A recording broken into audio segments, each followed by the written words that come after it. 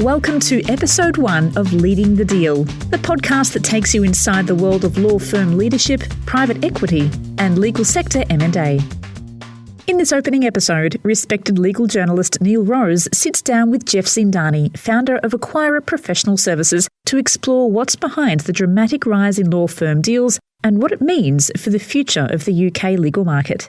So, Jeff, good to speak to you. We've known each other a long time, but not everyone in the legal market, although most people have met you, not everyone has. So can you just give us a brief overview of how you got to where you are and running Acquira? Yeah, I suppose in terms of my previous lives, that's probably more interesting.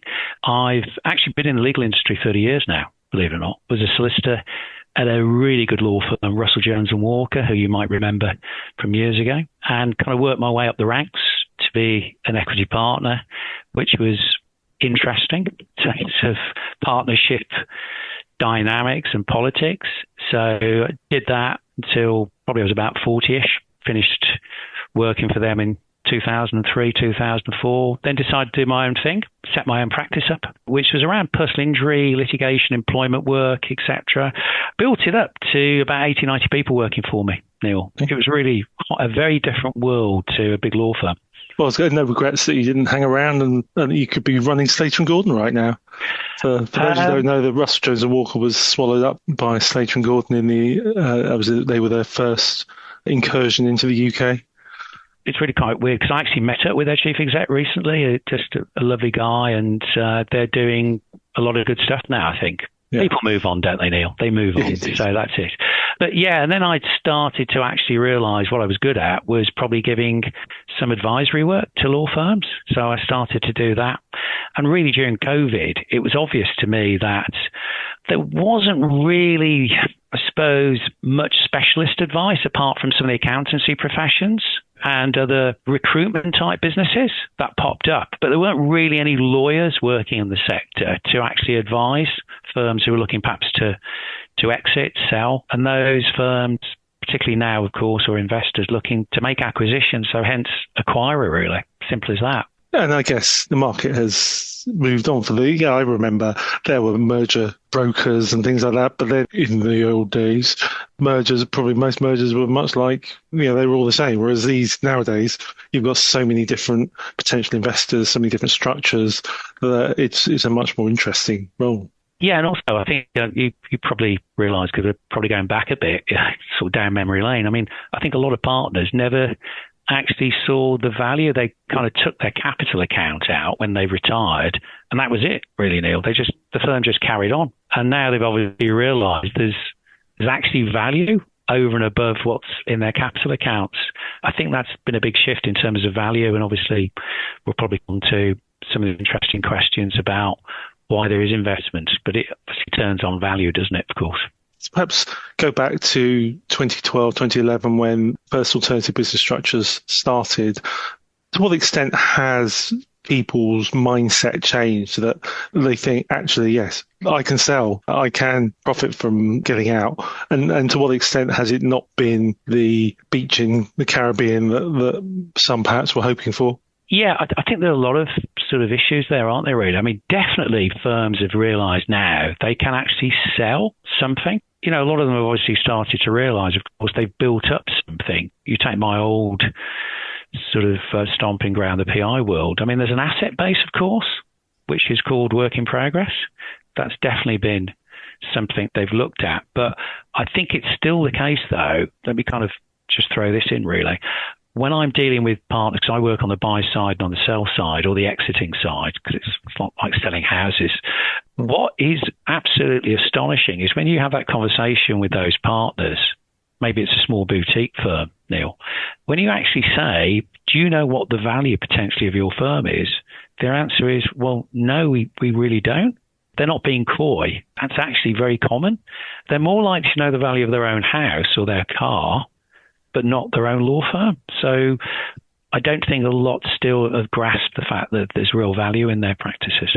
One of the reasons we're talking today is that there has been a sharp uptick in private equity investment, particularly in the last year. But before we get to that, and this is a very broad question, but the experience of the last 10, 12 years since external investment has been allowed, have we now reached the point where we've seen some disasters? There was Paribas, there was Roberts Jackson, people lost a lot of money. Of course, traditional firms have gone under owing lots of money as well, so it's not necessarily an ABS thing. But have we now reached a stage where people are really finally understanding how to invest in law firms and how not to do it wrong? I think to some extent, yes. I think you've obviously had those market failures which have probably shaped the way in which those new investors have seen the sector. But I suppose the way I see it, particularly with external investors, is they haven't reached the point, of course, where they're looking to kind of sell. They've got to, at some point, haven't they, look at an exit to realise the value they believe that's there. Well, we've had a few, haven't we? There was Stowe, Setfords are on their second round, I think, aren't they, at the moment? Yeah. It's still if you can have a nascent maturity, but it's kind of a nascent maturity, isn't it? Yeah. Again, because, we did a white paper on quite a detailed one on the extremely sector. good. I'm not just saying that because I'm talking to you. I read a lot of these things, and it was a particularly good one. Thanks. I think probably we went into arguably too much detail, but well, that's why I liked it. I think. Yeah. I think it was because we started. Well, I won't go into all of that now, but I still think it's quite an immature marketplace. Let me throw this at you. Actually, what's the success rate of these PE houses? Well, most of them we don't know, do we? That's not just in the legal sector. I'm talking about overall. Let's leave the legal sector for a second. PE success is actually not that good. I haven't got the actual stats in front of me, but the failure rate is, I think, 1 in 10, 20% sometimes. I don't know. It's kind of odd because people don't ask those questions in terms of the kind of track record some of these PE houses have got. I'm not knocking them, nor am I a cheerleader for it. I think it's kind of interesting for me to sort of sometimes look at that when I'm working for a potential seller. It's a kind of form of due diligence, isn't it? It's okay, yeah, right, they take your business, but you don't get all your money on day one. So will you actually see the rest of what you're promised? Okay. Equally, we don't know how many law firm mergers have been a success. 100%, yeah. Are they really mergers? Yeah, well, exactly. Yeah. I know exactly what you're saying, and we'll hopefully have something out in September, probably October, the way the summer goes on. Do mergers work in the legal sector? Because there has been some research on that, hasn't there? Yeah. I still think there's not much empirical stuff around some of them, but yeah, I mean, so it's difficult. I still think it's quite an immature marketplace. I mean, genuinely, I'm having probably, I've got another one tomorrow, one investor call a week. Now, that just tells you, obviously, a bit about the interest, I suppose. Well, yeah, let's get into that. Why is that? So undoubtedly, we've seen more deals over the last year. Your report shows that, or the last couple of years, and I just have to look at the things I'm writing about on legal futures. There was one last week, wasn't there? And when we were recording this yesterday, we saw Fletcher's, who are big, obviously private equity backed, with another big acquisition. So these businesses are, and well, there was Stowe, although Stowe was quite a small one. They're clearly making tracks, some of these at least. So why now? Why all this interest? Good question. I suppose there's a bigger picture, and that's PE globally. They have what's called a lot of dry powder, a lot of capital is just sitting there, which they can deploy. Of course, they've used some of this already in the accountancy profession. The accountancy world is obviously now probably 2-3 years ahead of the legal sector. So I think it's not a surprise they've kind of looked at professional services as a whole and thought, well, okay, we can actually invest in a law firm. We can do all sorts of things, a bit like the accountancy world. Let's see what's happening, really. That's part of it. This is a simplistic, extremely simplistic way of doing it, that they feasted on accountancy and law is the next one. I kind of disagree. You're right. I saw it as a nomadic type of, approach to business. You literally move on to more fertile or other fertile land. There's only so many opportunities accountancy left. So let's move on to another bit of fertile land, so to speak. So it's kind of nomadic, possibly. I don't know. They've certainly seen those opportunities and deployed capital already. Is it kind of a herd mentality as well? Some of it is, frankly, from some of the investor calls I've had, where being open, they just don't understand law firms. They may have dealt with corporate commercial law firms, obviously, as from a client perspective, but I just think they're almost clueless about the kind of cultural issues in law firms and how to deal with it. So, yeah, there's a lot of arguable naivety. And I think they've got this playbook, Neil, really almost a standard playbook, a buy-to-build playbook, which they'll try and deploy. And they think they can just do the same in a law firm. So what are the cultural issues that are different in a law firm than they are in an accountancy partnership, say? I think, do clients instruct law firms because of the brand? Probably some of the corporate firms, yeah. But is it because of the individual lawyers rather than an accountancy firm that's got almost a sort of brand to it in that sense? I think lawyers are different to accountants in terms of how they're managed. Probably like you, I've had all sorts of meetings with accountants and lawyers, and they stand out. I may be wrong, actually. I might be seeing lawyers as totally different. I think they're much more difficult to manage, frankly, as well. That's probably right. It's the nature of lawyers, certainly my experience over the last 30 plus years, they can be a little bit individualistic, it's fair to say. Equally, that goes from the other way round. To what extent does the culture of a law firm mitigate against accepting an external investor? That's interesting because of the partnership model. You've got this LLP model predominantly, haven't you, still? And with that comes, I suppose, the dynamics of a partnership, particularly where they're looking at succession issues. So let me turn it around a bit, really. When I've been sitting down with partners at, say, mid-market firms who are looking potentially at PE, there's a lot of pushback really around that. It's almost, no, we're not selling out to an investor. We want to keep our independence. We're going to lose that partnership that we've got. How are we going to attract other potentially younger associates to become partners? And it's almost like we're not going to do it because of those kind of succession issues to some extent. Is this why the new-ish model pioneered by Lawfront of buy and build firms staying kind of independent and retaining some of, I mean, certainly Adeptio, I think, is their model is retaining some equity to share with future partners. Is that why this seems to be emerging as the preferred model? Yeah, I think what I've seen, and I think you may be right actually, but what I've seen is almost the compensation philosophy changing from the idea that, look, there's just cash earn out in terms of a deal, you'll get maybe something at the end. But as far as anybody else is concerned, they're not even in the game, really. They just don't get anything.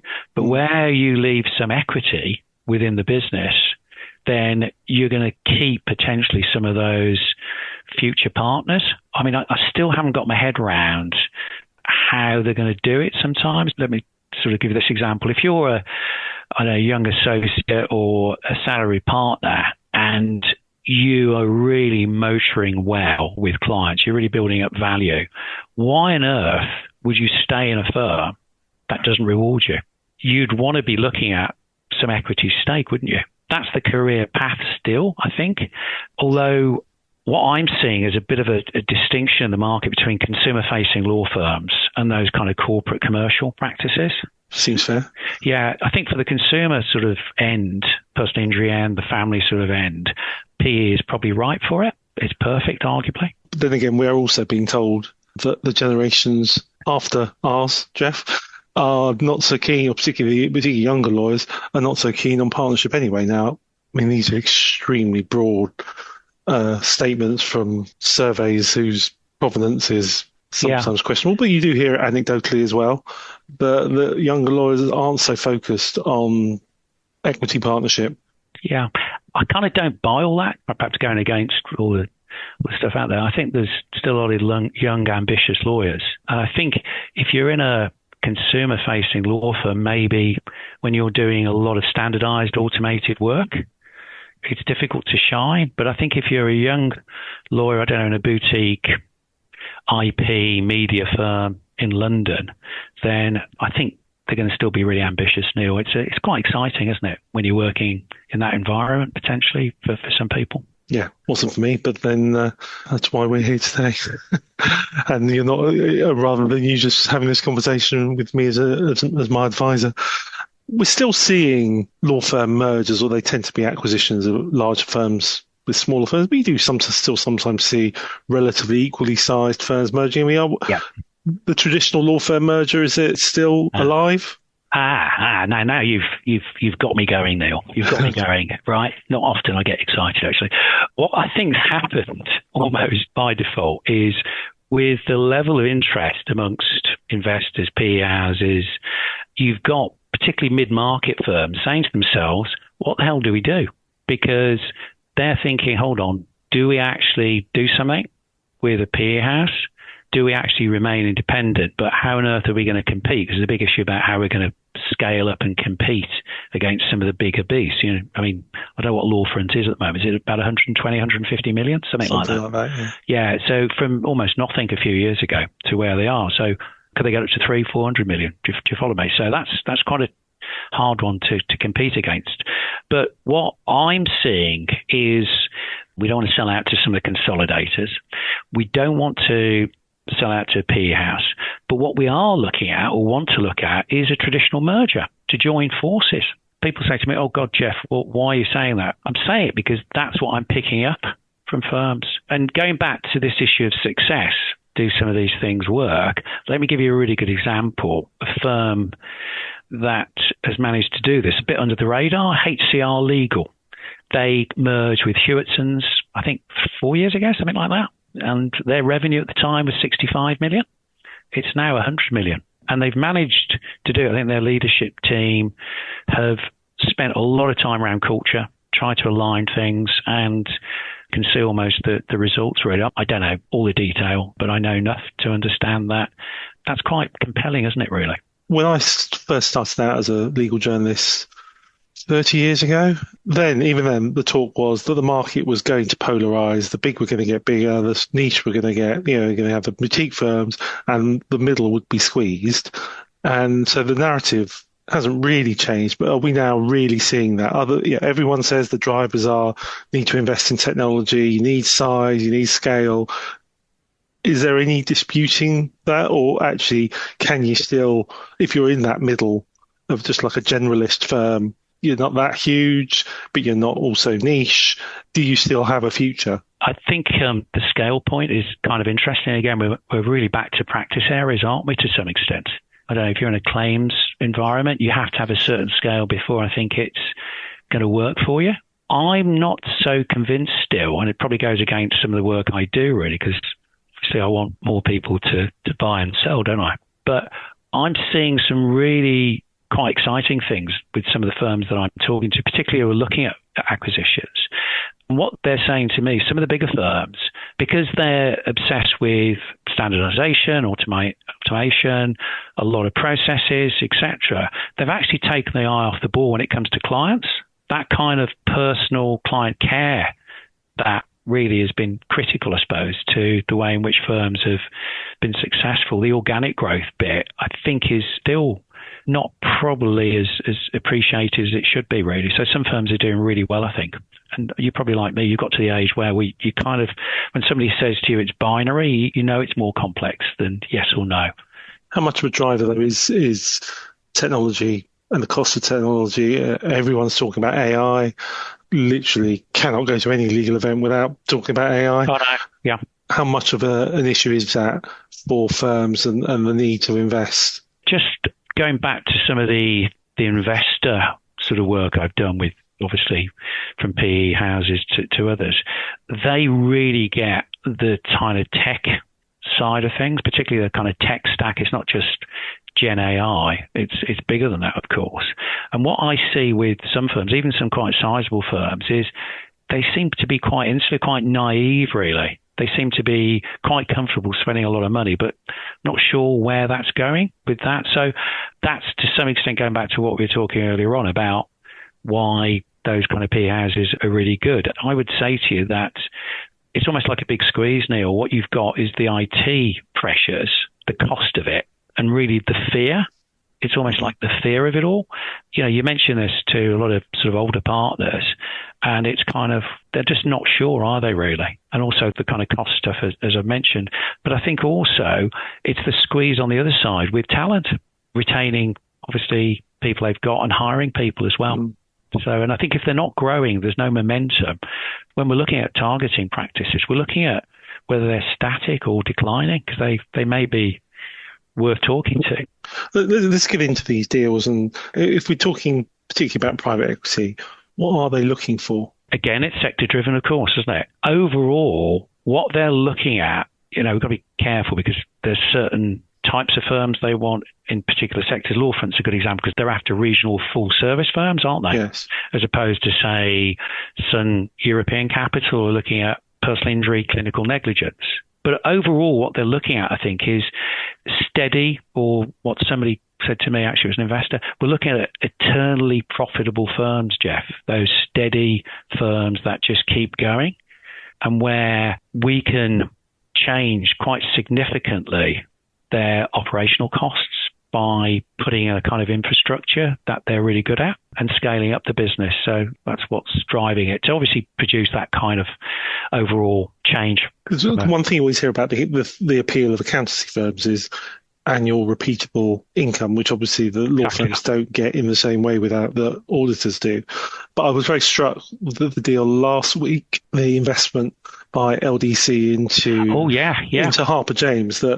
So Harper James it's a slightly funny firm in that it looks and is often mistaken as a Keystone type, kind of Cook type firm, Setford's, with like a fee share firm. It's not. They all work remotely, but they are almost all employees.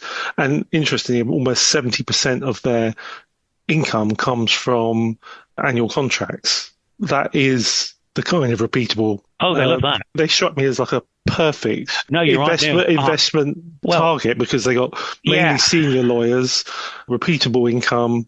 Not surprised. Yeah, I think you're spot on, actually, because, again, from investor calls I've had, and it's almost, we want don't laugh, actually, but the sort of Spotify platform, really, of just subscriptions or Netflix or however you want to do it. So there are very few firms that do that. Yeah, although certain practice areas like employment, and they're ripe for it, really. You've seen that, I suppose. So I think that's what they're looking at. But I mean, I think that the Harper James one for me was really interesting because LDC have obviously been in the legal sector before, you see, and they've made investments. And what's really cute about it, I think, is kind of one of the messages I'm getting across is you don't have to look at 100%. You could look at a bit like Keystone 10, 12 years ago, where they had scale-up capital for about 30%, and that can work. Yeah, I mean, they asked me not to say what the percentage is. Thinking back as a client, so obviously I'm a small business owner, and many years ago when Riverview Law came on the scene, if you remember them, who subsequently bought by EY, and I think the whole thing's kind of blown up after that.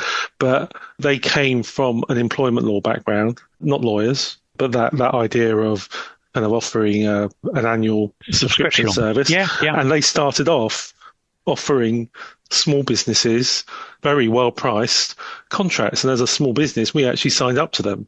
And it was about 200 quid a month, something like 250 quid a month for unlimited legal advice. Obviously never saw anyone, but that's fine. They even actually phoned up now and again and said, everything all right? Anything we can help you with? They were proactively asking us to use the service.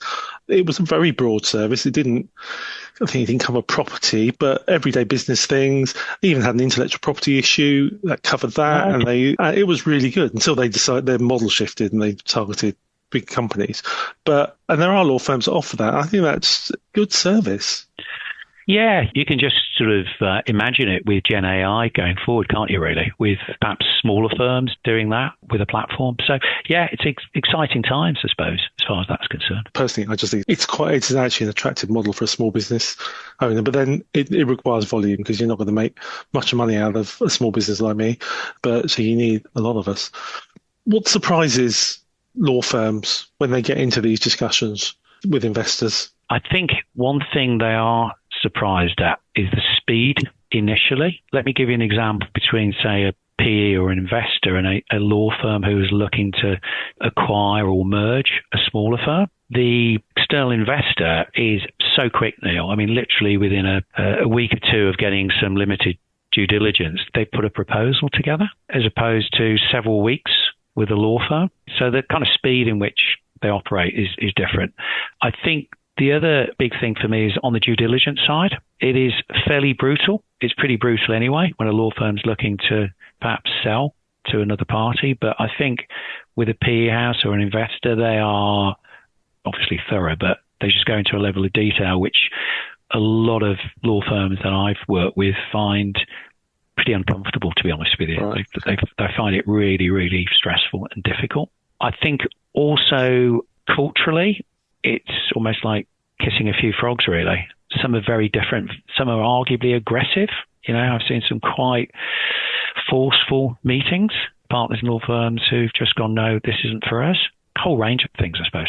The speed thing must be particularly difficult, given my experience in various guises. Decision-making in partnerships can be glacially slow and extremely painful. Yeah, it is. I mean, let me just sort of mention something which is a big issue, which I don't think has been properly covered, and that is on the integration side with a law firm. So it could be a PE house or a law firm. The law firms or investors who are doing it well are meticulous when it comes to an integration transition plan. Absolutely meticulous. But the problem with some of these firms, particularly LLP, where there's a lot of partners, is that decision-making process becomes, it's like a quagmire, really. I just want to give you a bizarre example recently where, obviously I'm not naming names, I couldn't do that, but it's a larger firm acquiring a smaller practice. Everything is going well. Once you've got, from my experience, the FD supporting a project, you're kind of there.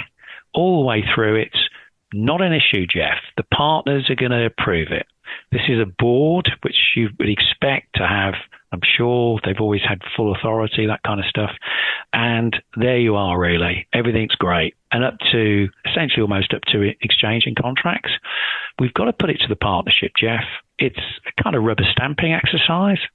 No, it wasn't. And anyway, it didn't end well. That's all I can say. It didn't end well. I mean, this is one of the, I think a big tension, actually, this LLP model, which is really full distribution of profits, isn't it? Everything is taken out normally. I mean, they'll leave something in the tank, but usually it's as opposed to the very slow, careful investor model where they're reinvesting. That's kind of interesting as another dynamic, really. Well, yeah, I mean, that must be one of the big things for partners to get over, isn't it? The fact that they're not going to take everything out every year in future. Yeah, the trouble with them, though, is that sometimes, I say trouble with them, as if they're, who are they kind of, is I have to explain that if you are going to take a salary, then that means the figures come down, really, in terms of what the deal looks like. Can't have your cake and eat it, of course, can you? But to mix that metaphor, there is also jam tomorrow, isn't there?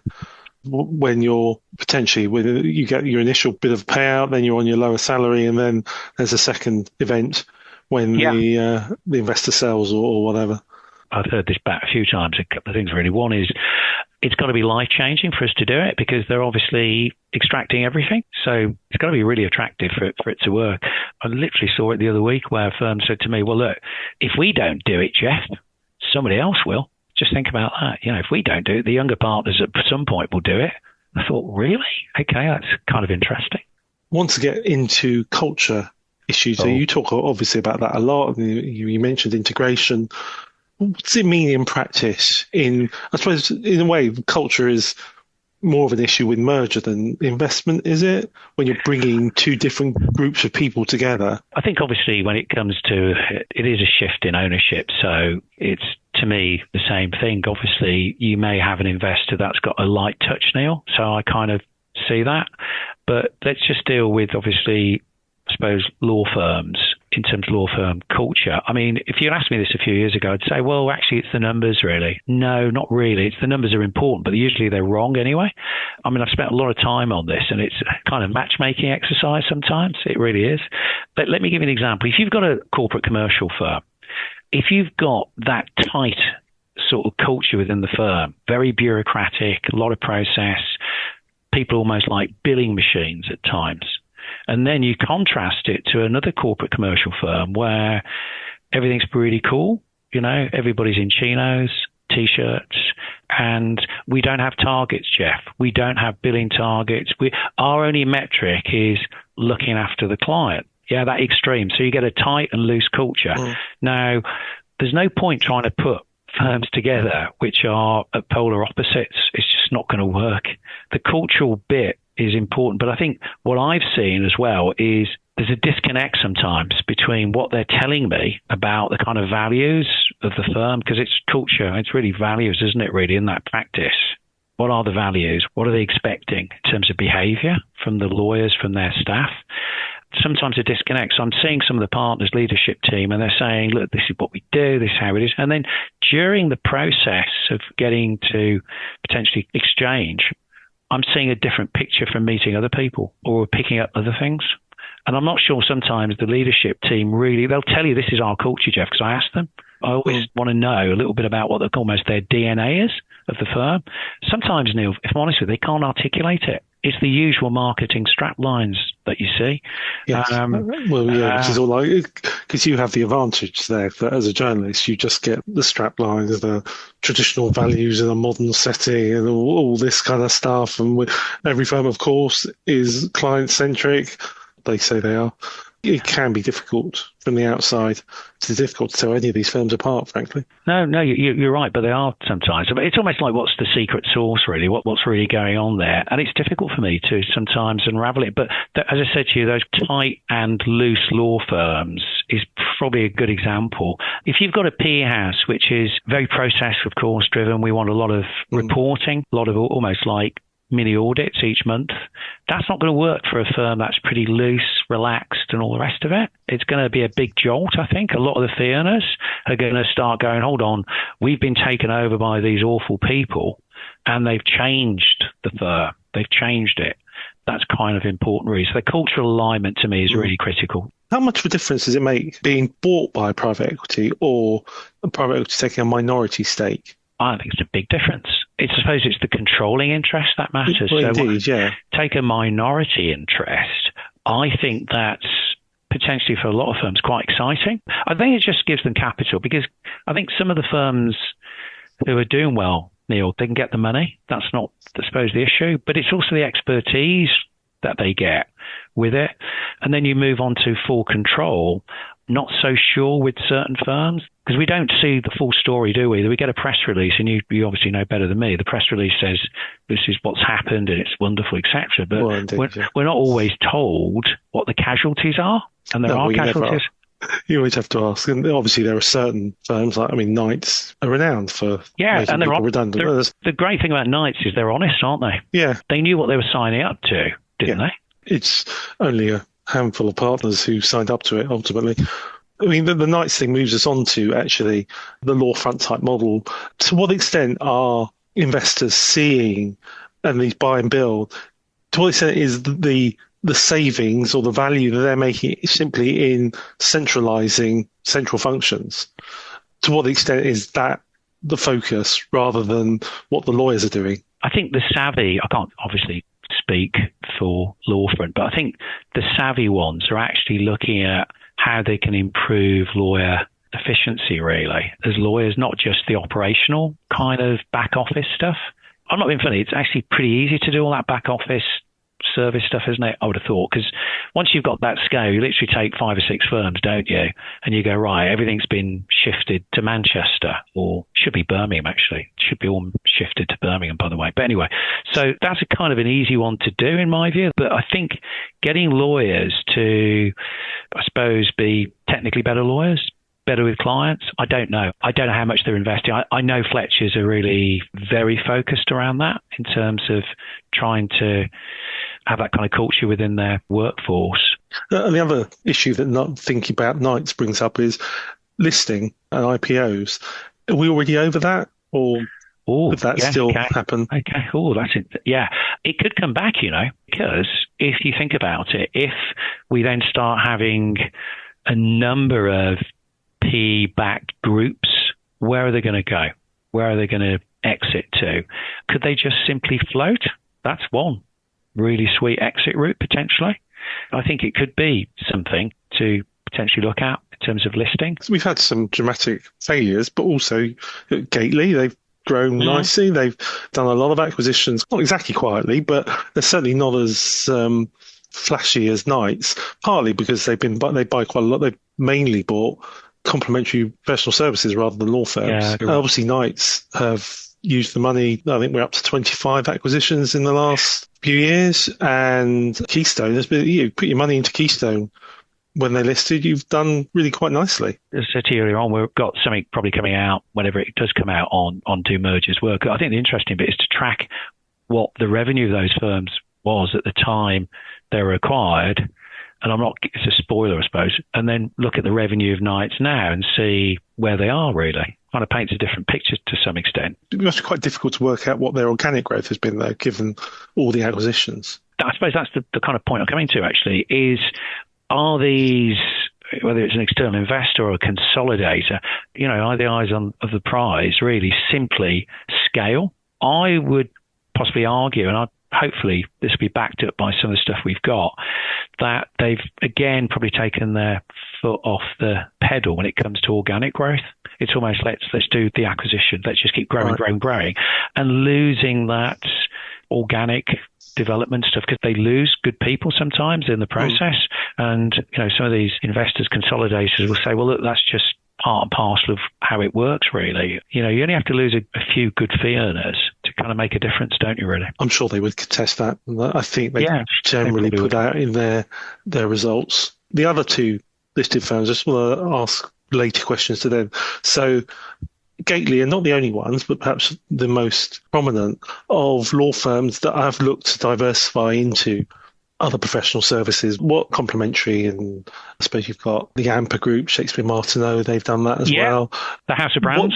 How much of an option is that in the market for law firms? I've always thought that it has got more potential than obviously what's already happened. But I think you've got Fusion Group. We've perhaps seen more accountancy firms buying law firms than the other way around. You even saw a kind of insolvency house, didn't you? Leonard Curtis, accountancy. Well, they just, and there was that one, Dow Schofield Watts, that bought a law firm. Mainly an accountancy, financial services. Yeah, platform. I mean, absolutely. They've got a fantastic sort of large model, professional services model. They don't normally take a full stake. I think it's a controlling stake. Well, there's Glaziers, who are part of that huge ETL group, and they bought a few firms off the back of that as well. They also continue to buy accountancy firms in England. I suppose potentially, Neil, that might be it. As they've run out of targets in the accountancy world, maybe it's easier just taking what they've got and somehow fusing them with a law firm or law firms. Yeah, I mean, my dad was retired now, but he was a high street accountant. I always thought that in a market perhaps where convenience is as important as quality, compared to if you're instructing Linklaters, you don't necessarily need them to be in the same room, in the same building as your accountants. It made a lot of sense to be like a professional supermarket. Yeah, I've seen it the other way around, and I've always thought, well, actually, it's funny because law firms, as you know, are chasing accountancy firms. Referrals, aren't they? That's the truth. So it just makes sense for it to be almost one shop almost. Yes, where they can go in. If you just look at it in terms of the client journey, you might have a business that's obviously a non-legal business, selling their business, a family business. They go to their accountants. The accountants do all the figures and everything, goes to a corporate lawyer to do all the legal stuff. They need tax advice from the accountants or somebody else. Then they need a private client lawyer to do some stuff to protect, obviously, their investments and everything else. So the whole thing is... And then they get divorced.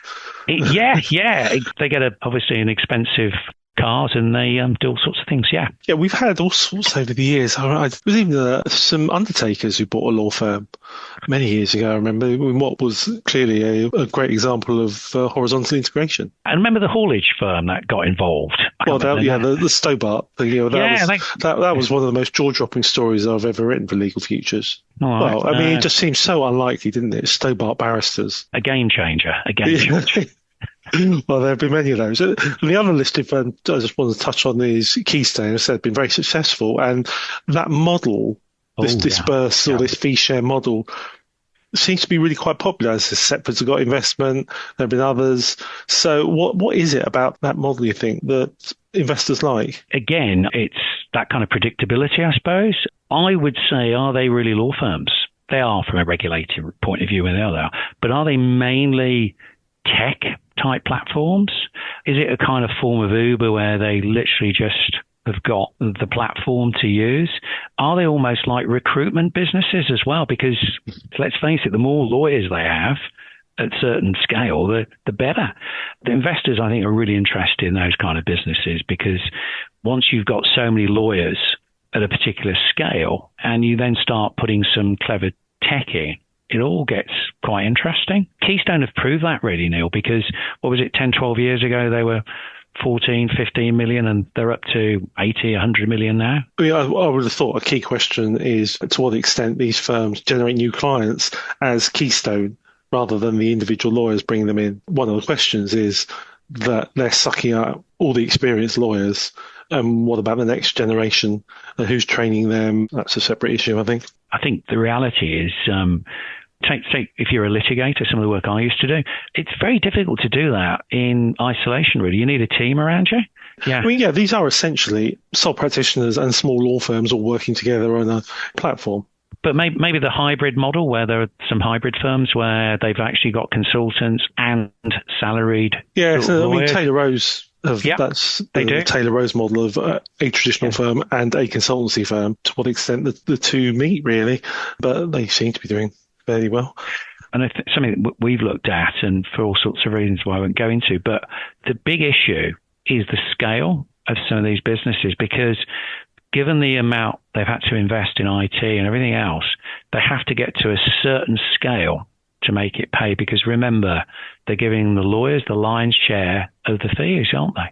70% plus in some instances. So they've got to have, obviously, a lot of good fee-earning lawyers to make it pay, really. Yeah, I mean, it wants like a bidding war, isn't there, for some of these? Is it Acquira Grace, Lindsay Healy, pitches over 90%, something like that, of your fees. Oh, I didn't know that. Because they're not a regulated law firm. That's the other thing as well. It's an interesting question. Maybe we're getting off too far off topic about unregulated firms. Acquira Grace is a fee share firm. It's got lots of senior lawyers, but it's not regulated by the SRA because it doesn't need to be. And the reality is, of course, an awful lot of law firms actually don't need to be regulated for most of what they do. It's by the by. We've got 9,000 law firms at the moment. The number's been dropping. It was 10,000 15 years ago. So that's a lot of law firms that are not merging and not taking private equity, not doing clever things with ownership or joining forces with accountants and all the rest of it. So is this actually representing a deep structural shift in how law firms are owned and led? Definitely a structural shift. I suppose the bigger question is, will you see the scale and pace increase really rapidly? I don't think you will. I think it's more long-term. I think medium to long-term, sort of 5-10 years. I think we can already visualize, can't we, what it's probably going to look like, as I said to you, in terms of the consumer sector. I think you're going to see much bigger beasts, potentially backed by investors. I think in the non-consumer end of the marketplace, I think that those mid-market pressures are not going to go away, and I think you'll see more consolidation, contraction there. But I also think on the sort of positive side, you might see more of these boutique firms emerging who are, dare I say, not happy working in a PE-backed business or Knights. And given the potentially transformative stuff with generative AI, you could have a boutique firm doing what previously 50 or 100 lawyers could do with a small group of very specialist lawyers. So, the idea is like you're literally very skilled lawyers with an army of these Gen AI assistants. Assuming you can afford them. Exactly, yeah. What I'm seeing with boutique firms, because with the work I do, you're dealing with more buyers than sellers. That's the reality. And these boutique firms are very profitable. They've left big law, Neil. They've had enough of big law. They want to do something else. So I don't think that's going to go away.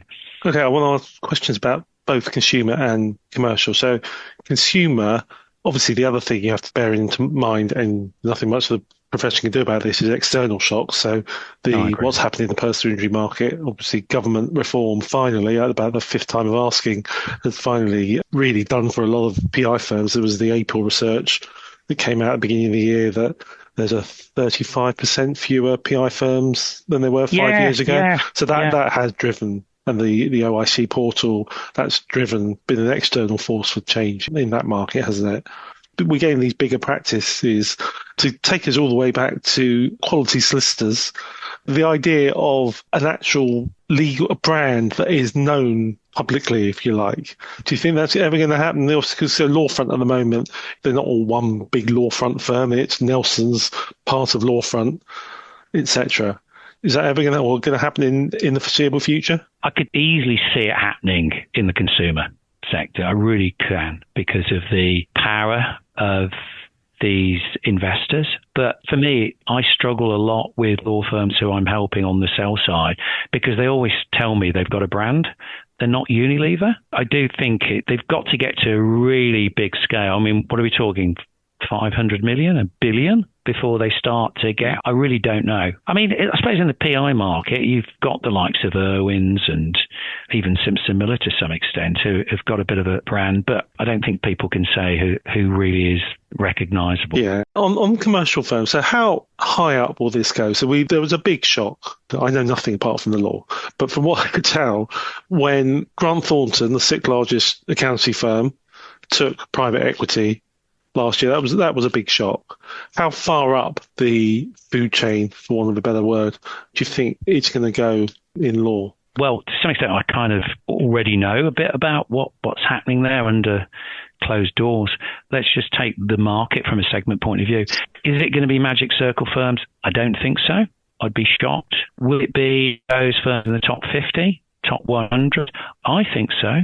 I think you could see firms at 100 to 300 million. But I just think there's a lot more noise than probably activity. But I do think it's going to happen. I'm fairly confident it will happen, probably in the next 12 months.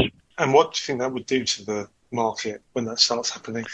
Both we're back to life-changing sums and competition, aren't we? I mean, you imagine the capital that could be deployed. You could have a firm at 200 million who are acquisitive, ambitious, want to grow in the corporate commercial world.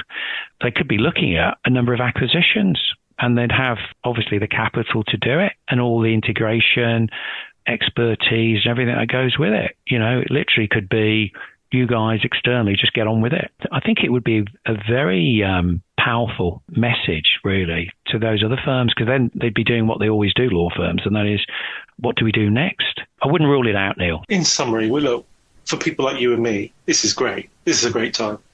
It is. But also, I guess, for law firms, I mean, it's a scary time to some extent. It's also an exciting time for them, potentially. I think one question that I probably should have asked right at the beginning of this, given our focus on private equity, is it doesn't have a great reputation. Equity as an asset stripper, etc. But is that something that actually we shouldn't worry about when it comes to law firms which don't really have any assets to strip, I guess? That's interesting, because I've seen a pushback from firms who've said, we're not selling out because they're asset strippers. And that applies to consolidators as well. We're not going to do it. I never forget, there was a partner in a really good boutique firm. He sort of turned around on a call and said, Jeff, we're not going to sell the soul of the firm or our souls to anybody. To some extent, people, particularly outside, can look at the profession and say, you know, the sort of greedy, robbing lawyers and all the rest of it. But I think there's that strong ethical side, particularly with staff. They want to look after their own staff and lawyers, etc. I don't think they always want to take the money and run, really. That's the point. But are PE asset strippers when it comes to law firms? I don't think the case for it is there. I think there's nothing. It doesn't make any sense, does it? With a people business like law, you can't keep the people on side. Yeah, I mean, this is the counter argument, and there's empirical evidence for it, really, in terms of saying actually at the heart of it is the people. I mean, just look at obviously what law firms have done. I don't believe that any of them have gone into it to look at just asset stripping, because the truth is, Neil, who are they going to sell it to? So I think that's probably the more interesting sort of question, isn't it? Where is it going to go after they've stripped the business completely? I think you might see firms coming in and cleaning up practices and doing that, you know, literally taking firms in distress and doing it on scale. So it didn't work for Metamorph, did it? No, it didn't, no. Fair to say. And perhaps the flip side is we are seeing this still small but continuing trend of firms choosing employee ownership instead, or owners choosing to exit slowly through employee ownership. And we're seeing with some large-ish firms, 200-300 people have done it, also some small firms, but there definitely does seem to be a movement. Yeah, you saw a few days before this had been recorded, really. Talbots, they're actually interesting. They've been acquiring smaller practices. Substantially since... The turnover has more than doubled since and employee-owned. I know they're not employer-owned, but the MAPD group, who I am fascinated by because of their real focus on the people. To me, perhaps where the real action is, really doing a lot of work around the people within the business. And, if you are making these acquisitions and integrating and doing that, so maybe whether it's employee owned or doing what MAPD Group are doing, is perhaps that some people are missing a trick, really. That's all. People who are listening don't know MAPD stands for make a positive difference. You have to back it up. It's all very well saying that we do that. From what I can tell, they do. And they are genuinely committed. Yeah. But this is perhaps a good place to finish. There are lots of options out there now. Yeah, you see, my concern is always, I had this with a mid-market firm recently where I think the firm has almost been seduced by an investor, yeah? But PE or an investor is not the only option. I think that's the critical bit. And I think kind of my role is really to say, hold on a second, what works for you and your firm? Because remember, Neil, some of the investors are contacting law firms every day, and firms have been blindsided by the whole thing, aren't they? They're not sure what to do. Toby at Harper James, he said that he'd had 20 to 30 PE conversations or approaches before deciding he was going to do it. Oh, God, yeah. And they're all different sizes, different things. I mean, we're compiling, it's not out there, it won't be public. We're compiling a directory of investors and PE houses just for our own benefit. We're just losing track on who's who, really. And it's easy to figure out. I think it's a Bill Gates quote that less happens in 2 years and more happens in 10 years. And you might think, and that actually, if you were to look back at how things were before October 2011, which was when the very first ABS was licensed by the Council for Licensed Conveyancers, and look at what it's like now, it is very, very different. What's coming up after this? Yeah, we've got the podcast series is Leading the Deal. So what's behind all this is to really interview, I suppose, key deal makers or decision makers in law firms and investors as well, to try and get under the bonnet a bit more, really, about what has been driving it, some of the issues, even failures, arguably. We know what is happening to some extent, but we don't know why it's happening. So I think that's what we're trying to do, to almost get under the surface a bit. And hopefully people will open up, Neil. People will start having conversations like this, and it all becomes a bit more interesting, doesn't it? Anyway, good. I enjoyed that.